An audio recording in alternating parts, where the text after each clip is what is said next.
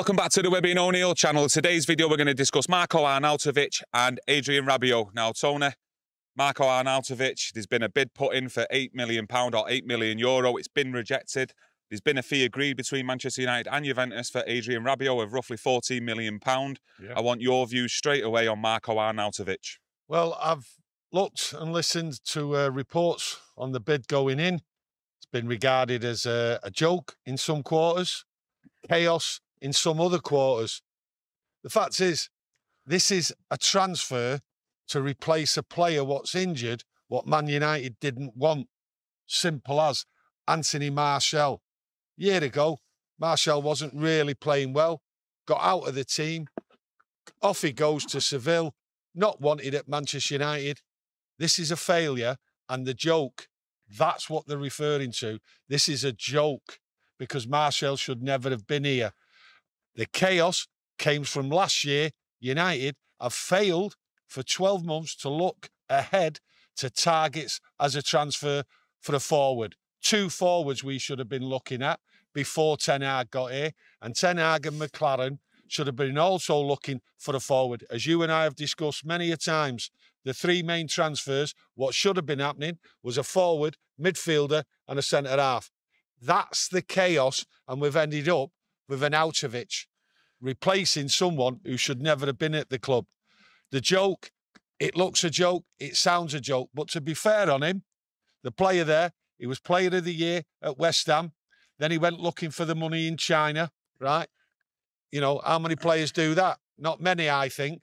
Well, with Manchester United and specifically Erik Ten Hag, in a lot of his press conferences when he's being asked about potential signings, he's always saying, we need to find the right players, the right mentality. Has Arnautovic actually got that with you just saying he's chasing the money, or has chased the money going over to China? No, he's got none of what we're looking for as fans. Nothing I see he's got what Ten Hag wants, but this player has come to replace someone who we didn't want, who the fans don't appreciate. He doesn't want to be here. Off he goes. He will end up in 12 months' time deadwood, sat on this club, right, collecting wages like many, many players. That's the chaos and that's the joke, and it's all on us. Well, it looks like they've been, they've lost out on another transfer target, which was Benjamin Sesko, who we discussed last week from Salzburg. It looks like a deal's been agreed with Leipzig for him to go there next summer.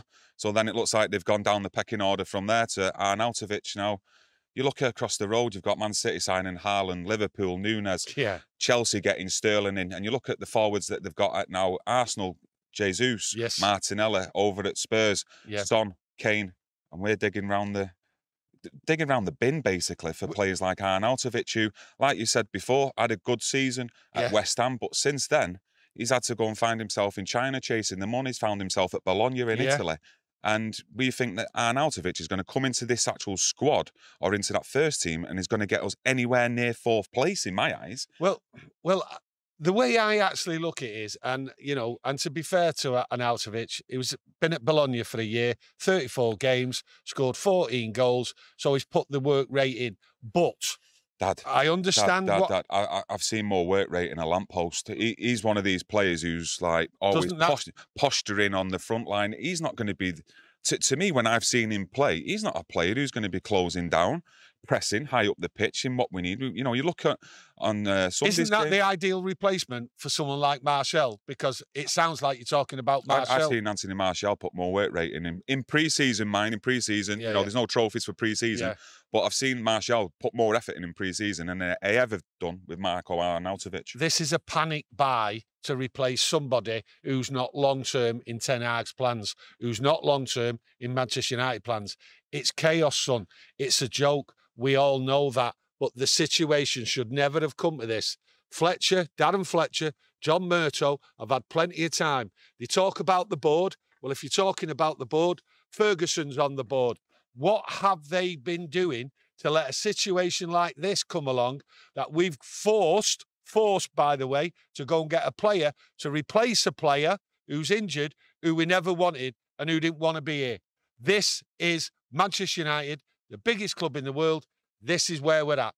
Listen, It's a joke. It's a joke. I think this club's doing like a social experiment, really, to see how many of us can hack it, how many bodies they can get in the Bridgewater Canal before we actually snap. And you know, joking aside, do you think it'd be actually better? Would you prefer Ten Hag to, let's say, bring in a goal scorer like Charlie McNeil, develop him in the first team, then bring in someone who's, let's have it right, had the best days 4 or 5 years ago? The way I see it at this moment is there is no long-term targets for the future of Manchester United this summer going to happen, okay?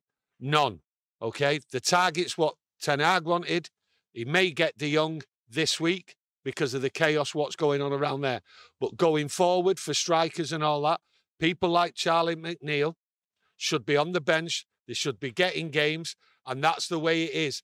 It's not what we expect at Manchester United. We expect a solid, strong, match-going 11.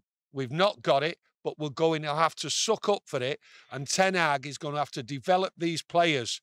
He should not panic, and we shouldn't panic. We've seen an atrocious game of football on Sunday, but we should not panic. Should not panic. Well, The future is in the youngsters for the next 12 months, with a few more additions in the summer, and then we'll see where we're at. The panic stations, it's one game, it's not worked out, and it was bad for morale, but hey, we move on. Listen, I won't say I'm panicking, because I was fully aware of what we're going into this season and going into the future. This is a rebuild, but I didn't expect the rebuild in Ten Hag's first transfer window to start with Marko Arnautovic. Let's have it right, and I'm sure a lot of yous out there didn't expect it. And the only thing that I'm a little concerned with is, you know, when Ten Hag did come in, and ever since in previous interviews, they always seem to be like, you know, a specific plan, a specific type of player, an actual strategy in what players they wanted. And, you know, the 3 players that we've brought in Martinez, Eriksson and Malacia, there looks like there's a plan there. There looks like there's a type of player we want to bring to the club. But you're looking at Arnautovic there, that just screams panic buy, panic buy, panic buy. Exactly what it is. We've had all that in the past with Falcao, you know, players like that, and it never works out. And when are they actually going to learn? This won't work out. There's no way it'll work out. It's the same old, same old. I know I keep using that phrase, but this is what it is. It's the same old, right? And it won't work out. And Arnautovic, right, is a temperamental character. He will step out of line. But then again, so did Martial. So we're getting the same type of person, the same player. It will not work out, and we're just going to have to suck it up and hope Ten Hag gives us some good games along with the dross what's going to be served up, which I've said before the season started. We're going to have ups, we're going to have downs, and signings like this put it right clear to us all. It's chaos. Quick fire question, though. Go on. Quick fire one. It's Bruce Forsyth show. Yes or no? Would you rather develop Charlie McNeil into the first team squad or get Arnautovic? Charlie McNeil, 100%. Let us know what you think in the comments below. Next one. We've got Martial, Ronaldo. Arnautovic comes in. Do you expect then Ronaldo to leave because we've brought a striker in to replace Ronaldo, or is he going to fit into the squad with Ronaldo still there when the transfer window closes? I don't know what's going to happen with Ronaldo. And to be honest with you, I don't care what's going to happen with Ronaldo, because he's not the future. And with his antics on Sunday, giving it the big un on the sideline. Reminded you of Gareth Bale, what he used to do at Real Madrid, when he used to always know the cameras were on him on the bench. Right. It reminded me. So I don't care what happens to Ronaldo.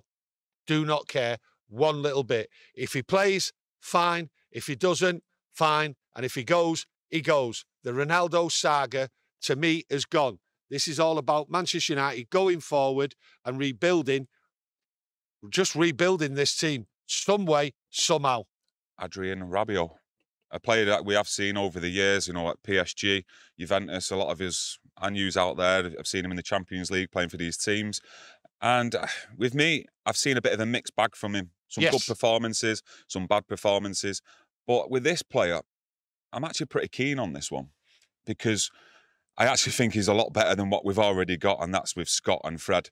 That needs breaking up, or them two need taking out the team. And I think Rabiot, he has got them qualities. He's a tough tackling midfielder, and he can actually pass a ball. But the problem with him, is his mindset. You know, we had all that drama in the 2018 World Cup with Deschamps when he left him out the squad. You know, he used terms on Rabiot as such like he's petulant and, you know, he needs to grow up, basically. And another situation that he brings, or a bit of baggage, is his mother. Oh, right, his mother. She sounds like an absolute nutter. A lot of people out there. Yeah, well, a lot of people out there will know about mothers and mothers-in-laws. With little bits that I looked up on online, she's come out with like big statements in the past going against the club. You know, when he's not playing and he's on the bench. You know, she's met like Laurent Blanc in the car park, threatening him because he's left him out the squad, even when he was only 20 years of age. So do we need someone who's bringing that sort of drama and baggage to the club? You know, if he's not having a good performance or he doesn't like who he's playing with, is he going to get his mum to be the spokesperson? Because Manchester United is a 24/7 news club. Well, we've got enough noise, enough chaos on the sidelines without some mother running in, giving it the big one on behalf of her son. But, to be honest with you, you could see her up top with Benny McCarthy against Brentford. Listen, can she play centre forward? Well, she might want to, the way she's going on, but no, it's a side issue. I get what you're saying, more noise, but then again, that's the world we live in, and she's sticking up for her son, and she's an agent, and she wants a few quid herself, which is fine. Do you think it's an admittance as well now from Manchester United that the Frankie de Jong deal for at least this summer is dead? I can look at that in two ways, and I think a few yous out there will as well. I think this could be what they call getting Barcelona, right, to sack all the nonsense, right? They don't want to lose the money for Frankie de Jong. They're in big trouble. This week, they might not have a squad. The players, what they've signed, might not be allowed because of the money. Frankie de Jong will go this week.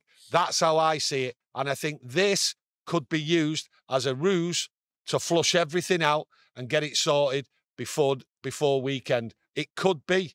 Why not? Players have done it to Manchester United to increase their wages time and time again, and United have always failed it. But Barcelona are in a tricky situation, and this player might just be used for that.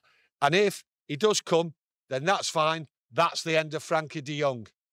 No, some good points there. Like I said earlier on, I think it'd be a good signing, to be honest. Yes, and unlike the Arnautovic one, I think Rabiot was on the list of transfer targets if we didn't get the main target, i.e. Frankie de Jong. Yeah. And to be honest, like we've said, and just let us know what you think in the comments, but I think it'd be a good signing. I know there's a lot of people out there who have started losing their head a little bit over this. Like, they don't want him and he's not good enough, etc. But I think he's a decent player, a good player, who will improve our squad, and especially in that midfield area. And that midfield area needs sorting out and needs new players, and this kid can play football. That's the good thing, not like some of them we've seen lately. Just to get you back on a point, obviously, if you've not seen Tony's match reaction and Webby's match reaction from Sunday, listen, get them both watched. Absolute belting. Great comments from both of them. But what I didn't ask you on that was, Eriksen, I noticed in the second half against Brighton, he seemed to drop really, really deep in that game. Is that a position you could see him playing in the future? Because I didn't think he'd done too bad. And let's face it, a lot better than what Fred done in that defensive midfield. No, with Eriksen, listen, he could have played in 9 different positions, the shuffle round with all the players. There was chaos out there. People just weren't working hard, and he was just being moved here, there and everywhere. Let's get something straight. You bring Fred off for Ronaldo, who's a centre forward, and then Eriksen goes further back. It was just a reshuffle because the plan had gone awry and it was chaos. Man United, welcome. Manchester United, 24/7 chaos at the moment, but stick with it. You did actually say, a few weeks ago, didn't you? A few months ago, you're ready for the chaos. I am ready for the chaos. A lot of people, and you should all expect the chaos and the carnage, because this is what's going to happen. But what it is, you should never panic. Yes, you can have a rant after the game. It's entitled, because you go to a game, you watch a game, and you expect Manchester United to win. And when you don't win, any football fan isn't happy, and that's the way. But we try to be calm. We try to sort things out, look at them. We've got to try and put it in perspective and what you see on the day. We give our opinion. Of course. So thank you. Yeah, listen, thanks for joining us. We will be back, I think, tomorrow with another video. Yes. So stay tuned. Get that notification bell pressed. Webby will be back either Wednesday or Thursday as well. And we will, just so you know, we mentioned it last week, we will be going to Norway this weekend. Yeah. But we'll be doing our match preview and our after-match reaction in Norway. So look out for that coming up. Yeah, going to be a great time over there. Hopefully Webby's full of Bugs Bunny. Yeah. Anyway, thanks for joining us. Smash that like button, press the notification button, subscribe, all that good stuff. Enjoy the rest of your evening.